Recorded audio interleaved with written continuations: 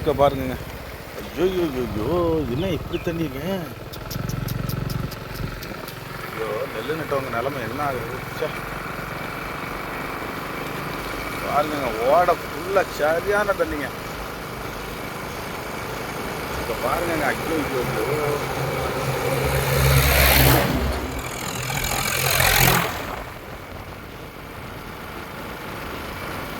அது ஏற்கனவே பெஞ்ச மழையில் ஈரமெல்லாம் நல்லா குடிச்சிருந்ததுனால நேற்று பெஞ்ச மழை அப்படியே தத்திருச்சுங்க. உண்மையாகவே பாருங்க. அட்டி பாட்டே கிளம்பிருச்சு.